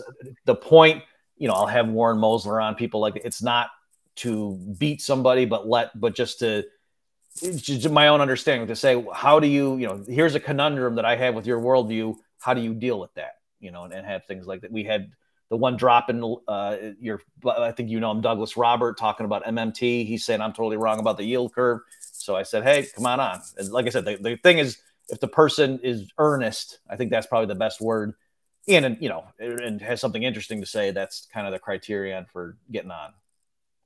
Yeah, no, Douglas, I really like his work. So he obviously follows the MMT framework, but what I really like from him is he's coming up with novel approaches, using computer science and machine learning, to see if there's a predictive nature from the framework of MMT, and then feeding that into an algorithm. So it's very interesting to me, and I happen to like Doug a lot. So I think you that episode you're gonna have in the next few weeks come out. Oh, like the next 48 hours. I think it's the one dropping next. So you heard it here. Next 48 hours, Douglas, the MMT macro trader, will be on the Bob Murphy Show. The question is, will Steve Keen ever be on the Bob Murphy Show? He's certainly welcome to. Yeah, and I'm very, very happy to do that. Actually, I might. You might find it interesting to have a discussion about value theory if I send you that paper on Marx, because that's interesting. And also, we haven't actually talked about our Minsky software all that much. Have you had any exposure to Minsky? Only by hearing people refer to him. And then, when Doug was on, ironically enough that you're mentioning that, Steve, that, I said, is this kind of Minsky? And it made me realize I need to go read Minsky, because, again, if you rely on secondhand accounts, often that's not, you have to go read it yourself. I was actually talking about a software package, but what I'll do is... sorry. I thought you meant the actual Minsky. Okay. I've developed a software package named after Hyman Minsky. Okay. Which is to enable nonlinear monetary modeling of the economy. So I'll pop you a link to that as well. Won't do it now because it's 8 o'clock over here and it's time to spend some time with my wife and maybe get some dinner. I'll put it all together after the show. Okay, great. I'd hate to tell you how to do your job, but we should actually answer some of the questions that have popped up from the discussion people. Yeah, and a lot of it's been popping off ever since I said the chat is dead. So I've missed everything. If anybody has any specific questions for either Steve, Bob, or maybe even me, even though what do I know? Just put question at Bob, what the question is, or question at Steve, and we'll try to get to a few of them. We had Tony Wilson asking about nuclear at one point there. At the very beginning? Yeah, way back. Oh, yeah. Before we started, I think he was. Yeah, I don't know. I wonder if the program saved that. He said something like the two economists' views that I always get, but he didn't say what they were. But he obviously didn't like them. I believe was the take. Yeah. Way. If you scroll through the stuff not on the visual screen, you can. Oh my God, there's a lot there. Yeah, wow, and busy, I think. Aren't they? I think once the stream starts. Yeah. And asking also about the Bank of England paper, the 2014 Bank of England paper. Have you read that one, Bob? If it's the one I'm thinking, the one about like deposits, lending creates deposits that to go. Yeah, yes. Do you want me to speak to that? Yeah, sure. So if it's, again, I think it sounds like I'm referring to the same thing you are. So in my book, Understanding Money Mechanics, that's actually one of the chapters, as I say, do the textbooks get money in banking backwards or something? And I go through it. So I tried to sort of reconcile both, like to say they're two different approaches. So real quick, like if a central bank is targeting a certain interest rate and then the demand for loans, increases, and so like banks get constrained by, reserves getting drained, then that can make the federal funds rate go above the target rate. And so if the Fed wants to keep that target, they have to buy more assets, create more reserves, and put it in. So if that's what you mean, that given a Fed's target for the federal funds rate, then private sector, bank lending determines the level of reserves. Yes, that's true. But if you go the other way, like you could say, no, ultimately the Fed absolutely determines reserves, and private banks can't create reserves, then that's also a true statement. But they can't both create reserves and determine what the market clearing level of the federal funds rate is. I agree that. So that's kind of the way I tried to handle it, to say from where they're coming from. Yes, I can make sense of those statements, but still the old school way of looking at it is correct insofar as it goes, but maybe it's not as helpful in the modern. I think if you want to say that's just not a helpful framework, but I don't think it's like false. Yeah. I think the ultimate one is false. Okay. And what we've done with Minsky as a software package is enable building of models of monetary flows using double entry bookkeeping. So Minsky, as a software package, develops a system of integrated double entry bookkeeping accounts, and it ties the master at using that software. What's the biggest system you've built? How many tables and how many rows would you say? Just bringing it up right now, so keep talking. Yeah, sure. I'll put it on. See what it looks like. Okay, yeah. But you guys got to keep talking. Okay. So you guys start singing. Okay, no. Okay, sing. Give us a sing, Bob. Come on.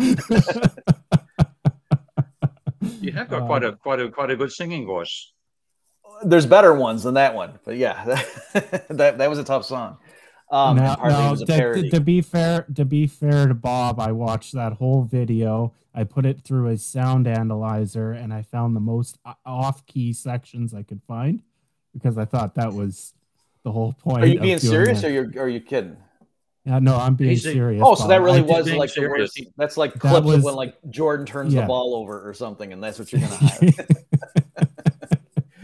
Okay. Well, no, actually, I feel better about it because I knew there was some. Okay, if that was the worst, that's not because I did hit the one, so it's good. Can I just ask you? There were some other parts there that you did really well, but it wouldn't have been funny for me to clip that out and put it so. What were you gonna say? So, Steve, are you saying, like, I guess maybe we're talking past each other, but if someone wants to say, oh, like open market, if the Federal Reserve wants to loosen, they go buy assets, that creates reserves, and then the commercial banks can lend out, pyramided on top of those. I mean, you agree that the commercial banks can't create reserves, and so I agree they can't. So if there's a reserve requirement, like that is kind of a constraint. And so the reserves are created by the government running a deficit. And the beauty of Minsky is you can do the accounting of this quite accurately. And like I've had people who don't realize, we better maximize our screens here so you can see the image properly. Yeah, Bob, I'm working on it. I'm just okay. Here you go. Let's just maximize. Just give you know what Minsky looks like anyway. Not okay. So all alone. I don't have Dan here helping me, so I've got to. It's a black box. Buttons. Get it? Yeah, I know at the moment. We're gonna work on the black box part here. Okay, so do you want me to go to the godly tables, Steve, first? Go to the godly table. That's a flow chart. If you've used a system dynamic software, you've ever seen it before, then that's similar on that front. But what Minsky does is add this capacity as well. So you've got double entry bookkeeping accounts here. And double entry does constrain what's feasible, what's possible to do. So neoclassicals talk about lending out reserves, and it's very easy to show. The only way that can happen if loans are in cash. If loans are not cash, if they're increasing a deposit account, you cannot, the model simply does not work. So there's various things which double entry bookkeeping prohibits the possibility of, which economists think can happen, which is why I was so completely pissed off when the Nobel Prize mob gave the bloody Nobel Prize to bloody Bernanke for his work on money. Yeah. After this Bank of England paper came out, and one thing that really pissed me off was that shortly after that happened, this is sometime this year, I think, there was a discussion between Jason Furban, I think his name is, who was the chair of the President Council of Economic Advisors for Trump, saying how important it is to teach the money multiplier. And that's 7 years or 9 years after the Bank of England said the money multiplier does not exist. So it's crazy how they not only don't not read history, they don't read contemporary stuff like people know what they're talking about how the economy and the monetary system actually functions. Ty's diving in here in the screen, Bob. So this is an incredibly complicated model. This is like the Mandelbrot set. Whew. Yeah, not quite that bad. This is not, Bob, the traditional equilibrium style difference equation fuckery that you see from neoclassicals. It is actually system dynamics is used in engineering, right, to study complex system, how a bridge oscillates in the wind. So that's kind of one of its purposes. And it's been taken up in the social sciences to study behavior over time. And this model, for me, I'm not trying to predict the quantitative behavior of the American economy. I think it's kind of, for me, turning into what is the story of the evolution of capitalism? How does a capitalistic society evolve, an economy evolve over time, right? And so I'm trying to look for those complex behaviors, right? And I'll just simulate the model, and this is without any parameter adjustment, so it's all endogenous behavior, the business cycle. So it's I hope it's something you'll look into a little more. I know where Austrians stand on mathematical modeling, but this is definitely not a traditional way to do it in economics. And it's about connecting your stocks and your flows. And it's not that I say, and this is, I think I heard from an Austrian, might have been you. I don't say money flows between accounts. An account gets debited and an account gets credited. But what is flowing is the flow of information over time and aggregated. So that's why this is, system dynamics is stocks and flows, emergent properties or emergent behaviors over time. And obviously, like any model, it is dependent on the parameters you set in it. But everything is a closed loop. A lot of models are what you call an open loop. So if you change the interest rate, less people are going to consume. Okay, but what happens to consumption if less people consume and such and such and such and such, and then that feeds back into interest rates? And I'm just using a hypothetical there. Let me stop sharing this. Yeah. So I have to say it's very cool software. I designed it. I didn't write it. It was written by a top-class mathematical physicist and computer programmer. One of my best friends as well, I better say, Russell Standish. He's coded it. But Ty turned up in my circle, and they've got a fat tie on the back here. We had a previous discussion, which the guy called Dan, whom we haven't met today, organized, called COVID and Climate Correlation. What was it? Wasn't it the name, Ty? COVID? I'll actually, let me do the voice. Yeah, do the voice. Yeah. Okay. This is Dan's old intro for the previous iteration of the show. Welcome to COVID and Climate Correlations. I'm your host, Daniel Sanderson, with post-Keynesian economist, Professor Steve Keen. That's how the show. Let's just say the show's improved dramatically since those days. Anyway, so just before that happened, because the COVID was happening, and Minsky is designed for modeling monetary dynamics as well as actual system dynamics as well, but particularly the monetary side, using double entry bookkeeping. And one thing about double entry bookkeeping, the money is either in your account or somebody else's account.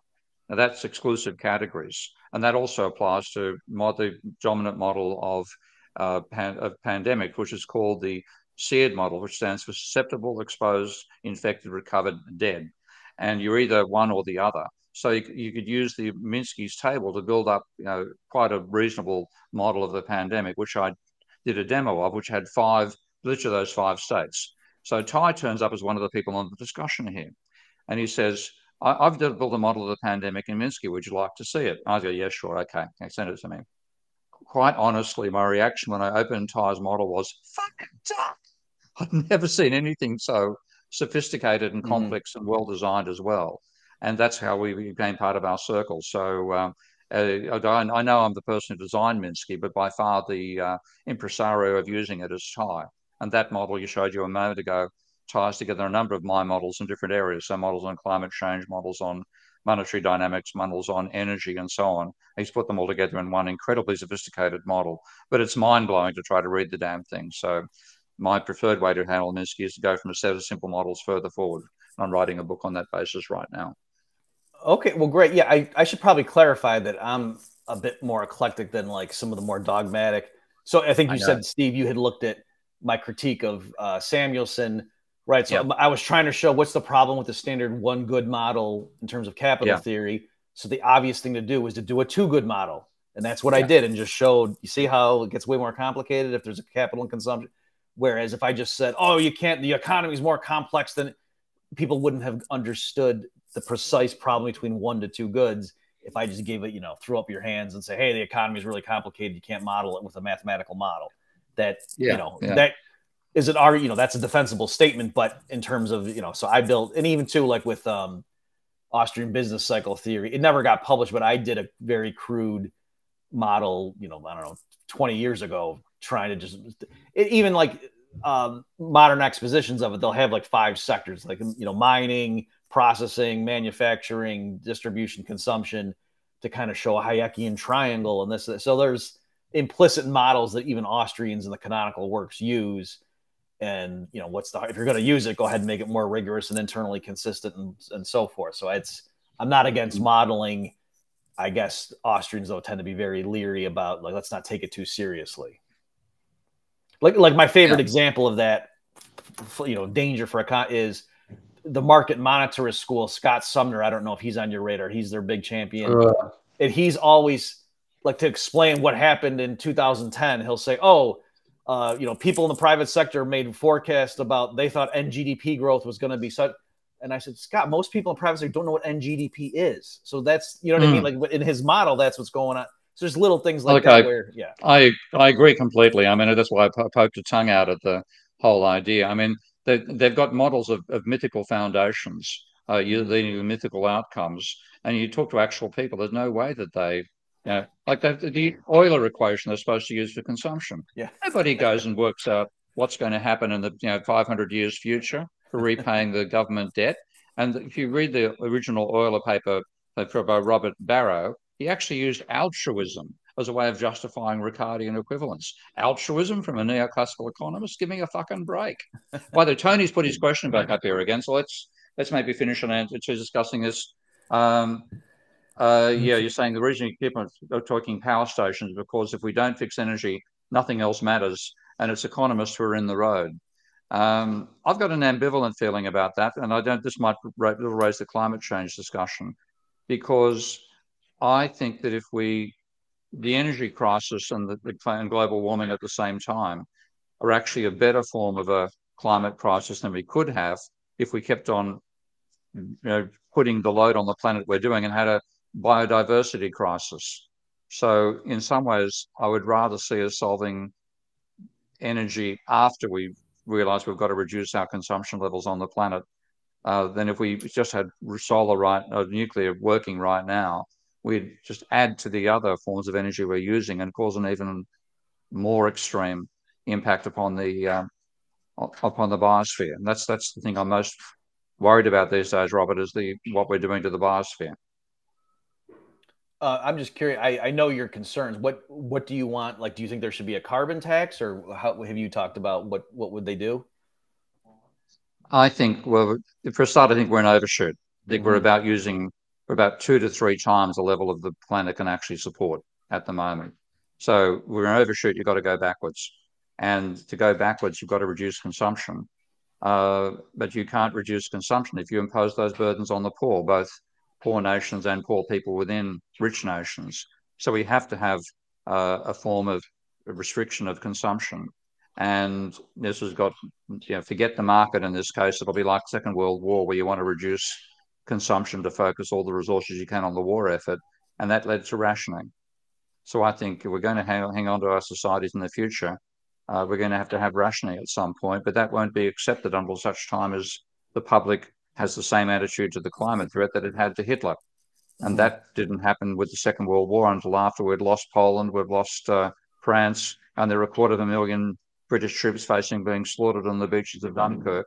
And then people agreed we should do something about Hitler. So I think we're in the pre-Hitlerian stage now. By the way, are you in New York? Are you in New York, Bob? Hold on. We got a nice comment directed at me. Thanks, guys. Boost my ego. Now let's just stop. Okay, so let's get some context here with Bob. Now I watched, actually, because I've been trying to research Bob in preparation for this. I watched you were in front of Congress. And you basically tore apart I can't remember which model you were referring to. Was it a Nordhaus model? I can't remember. But you tore it apart, and I was like, well, okay, I like Bob a little bit more now, because I have some issues with the mainstream econ climate models, but where do you stand on climate change in general? So yeah, so what you're talking about, right? The one I got, Nordhaus's Dice model, I went in there, and as of like the 2007 version, I understood how that worked pretty well, and I've kept tabs on him a little bit as he's tweaked it. And what I was specifically, what maybe the thing you're talking about, I think I presented twice, once the House and once the Senate, the conventional like social cost of carbon literature. Like a lot of the difference was just the discount rate you plug in. There was things like that, I was just trying to show the impact of various assumptions and how that can, you can get almost any number you want to pop out, even a negative one with some of the models they were using at the time. Meaning they should subsidize emissions if you just turn that one dial, to one thing. So I guess I believe that more emissions, other things equal, raises, the temperature. I think a lot of the arguments over the feedbacks, and that's where a lot, the thing is like, is it just concerning or is it like catastrophic? And that's, I think, where the argument is. I guess my big picture with what you're saying, Steve, is even if I agreed with you in terms of what the situation is, to give governments the power to impose rationing, to me, I wouldn't trust them to do it because they care about the climate. Like I don't trust them with that much power. So I'm not solving the problem that you're bringing up, but I don't see how that's a solution. Well, I think my choice is between authoritarian governments or Mad Max. I don't like either option, but I prefer the former. So that's the perspective I've taken. How do we hang together moderately complex societies in the face of the breakdown of our productive capabilities on the planet? That's the future that I think we face. And I've also, by the way, pulled apart Nordhaus in great detail, because it isn't the discount rate that matters. If you read his critique of Stern, the 2007 paper he wrote, Problems in the Stern Report, he says the discount rate is there so that damages in the far future don't overwhelm the minor damages in the next 2 centuries. Now, how did he get minor damage in the next 2 centuries? He assumed a roof would protect you from climate change. He didn't write it quite that stupidly. He said that most of the economy operates in carefully controlled environments, which will be negatively affected by climate change. And he included all of manufacturing, all of wholesale and retail services, all of the finance sector, all of government, and he even put mining in there because he neglected open cut mining. He said 87% will be unaffected, and there'll be 3% heavily affected and 10% marginally affected. And the 3% was mainly farming and forestry. And he said there'd be positives and negatives. So his overall effect was a 1/4% fall in GDP out of a 3-degree increase in global temperatures. Now, I'm working with climate scientists, think it's 3 to 4 degrees. Most of them are very much in agreement. Maybe 500 million humans will survive. And I think what economists have done, and there's neoclassical economists in this case, again, have set us up for the greatest crisis in the history of humanity. And I was about to ask you, do you live in New York? No, I'm in Massachusetts right now. Oh, okay. So you watch the showers from a distance rather than experiencing the downpour yesterday. Right.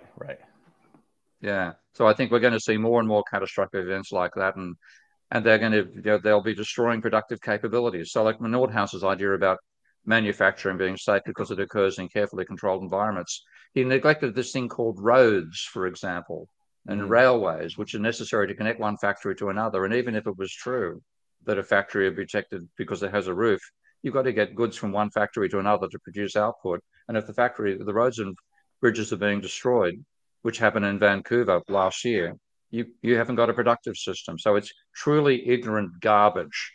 And I frankly think they should be pulled.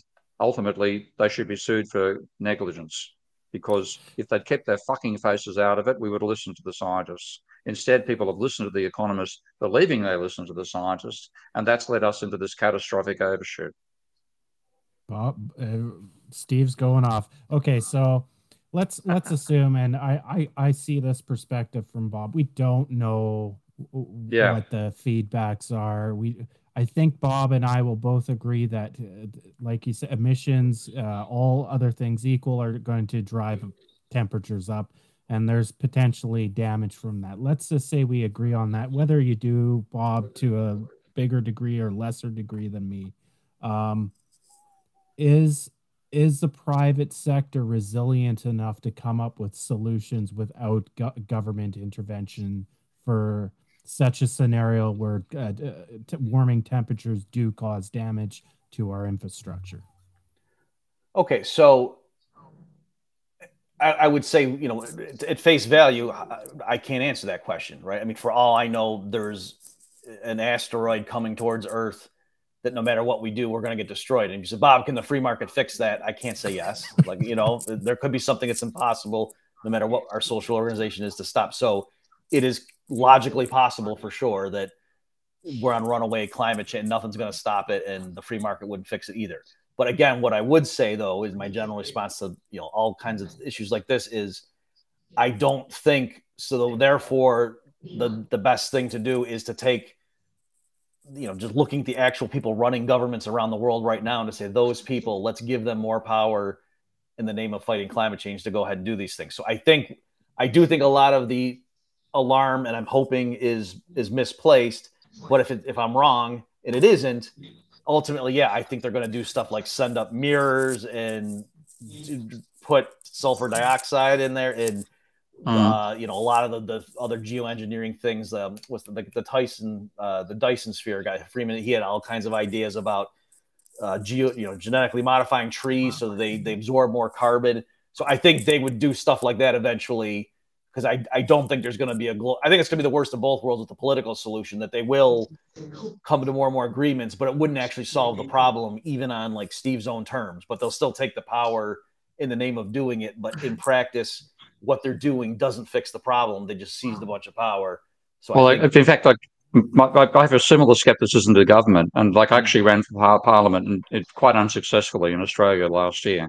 And I think the problem actually is the political system itself, the way we select leaders. Because basically we say, anybody here a narcissist? Anybody here a sociopath? Why don't you take, because that's the sort of person who runs and the sort of person who wins. Mm-hmm. And the perspective I've come in favor of over time is sortition. If you look back at the original Athenian democracies, they didn't elect. They had quite a complicated system with about a dozen or so levels, where they'd ask, I think the 7 major families would be asked to nominate somebody or set of people, and then they'd be asked to nominate, and they'd nominate, and they'd nominate. And about 10 or 11 steps forward, finally would be a group of citizens to be selected. And therefore, you did not choose narcissists. You choose people who are representative to a reasonable degree of the educated culture of Athenium. And I think we're kidding ourselves to call we have a democracy. We have a shit show of, popularity shit show where the worst possible people get selected. And of course, your country is the outstanding example of how bad that can be. USA. As a Canadian, we actually, we adored watching you guys have Trump. That was entertaining. And Biden's pretty entertaining too. America is entertaining. Go USA. We're number one. Yeah, absolutely. UK's not far behind you, by the way. Yeah. Bob, final message here. How can economics as a field be better going into the future? Your personal thoughts on it. Give it to me. I think probably the biggest problem I have with most economists is the confidence with which they tell the public things that they can't possibly be as sure about what they're saying. And so that's, to me, like just extreme arrogance and, just misplaced confidence, I think is probably my biggest concern. We'd agree with you. And that's partly with system dynamics gives you ways to see, through some of the fog. But the level of arrogance that has come out of mainstream economists, and this is why Nordhaus dived into climate change. He knew nothing about it, and he just dived in and thought he could instantly take it over, and unfortunately he succeeded. So that's the great tragedy. No other profession, no other intellectual discipline generates the level of arrogance that economics generates, particularly amongst neoclassicals, and their willingness to dive into areas which they have no knowledge of and tell the people how to do it, which is what they've done in climate change. in particular. So I agree entirely. There's far too much arrogance in economics. And that's been a pleasure to talk to you on that front, by the way. Very much so. Yeah, thanks for having me. This was very pleasant. I'm not surprised. I just could tell your personality. I thought this was going to be people are like, oh, you got guts coming in here. I thought this was going to be a pleasant conversation. So, and it was. Yeah, which it was. Yeah, it was very good. cool. And we'll do this again. Maybe we'll try not to have you too many times in a row, but we definitely got to do this again. I think I don't want to become the Taylor Swift of the Steve Keenan Friends show. It was great. The 2 hours went fast. Everybody, thank you for tuning in. We didn't get to a lot of questions just because, Steve, I think there's an explosion of intellect between Steve and Bob that they kind of just ran the show, and that was good. A lot of good information. I'll try to timestamp the episode because there's a lot of different parts to unpack. We'll do it again. Bob, thank you. Big, like I'm really grateful that you'd come on, spend the Saturday morning with us, and give some good, proper insights into Austrian economics. Because, like you said, on the internet, there's sideliners and anybody saying anything, right? So it's good to hear it from a leading figure like yourself. Until next week, we've got another guest. Make sure you hit that like button. I looked at YouTube there, and there wasn't enough likes. You're around 70 likes. We need more likes, more likes, more likes. We've got the algorithm so we can bump this show up. YouTube doesn't care if I put lots of gel in my hair and wear a suit. It cares about likes and view time. So make sure you hit the like button. Comment afterwards. If I didn't get to any of your questions, which I didn't get to any, put them in the comments underneath. If they're directed towards Bob, I'll send Bob a message and maybe he'll come on and give a response. Same with Steve. Until next week, bye-bye.